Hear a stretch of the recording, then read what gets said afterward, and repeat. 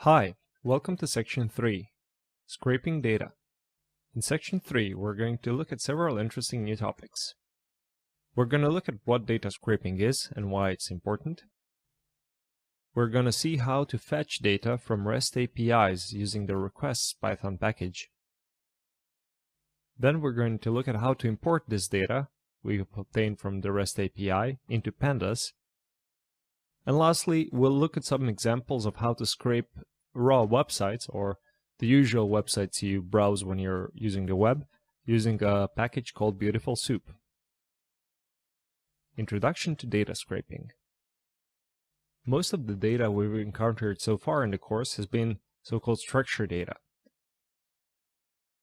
But not all data comes in nicely formatted CSV files or Excel files that can be exported to CSV or imported directly into pandas. The real world is full of oddly shaped data.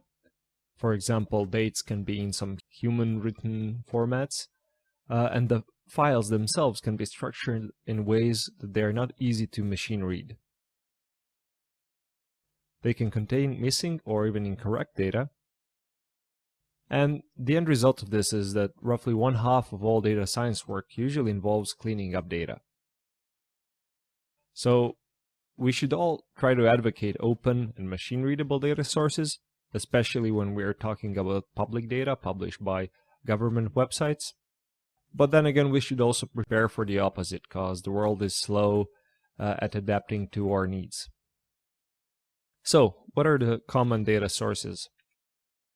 The common data sources are CSV files, Excel files. As we've seen, they're pretty good. We can read them relatively painlessly in pandas.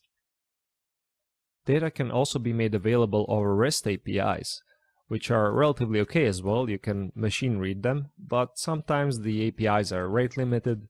Access can be slower, especially when you need lots of data from APIs. So there are some challenges here, which we'll cover in this section.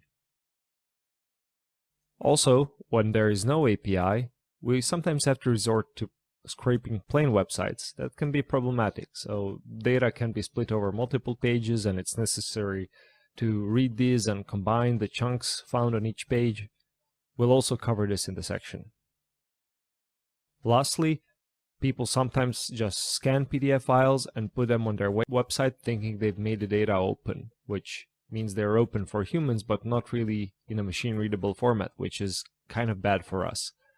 Sometimes this requires OCR, optical character recognition, or even just manually going through the PDF files and creating more readable CSV or Excel files from them.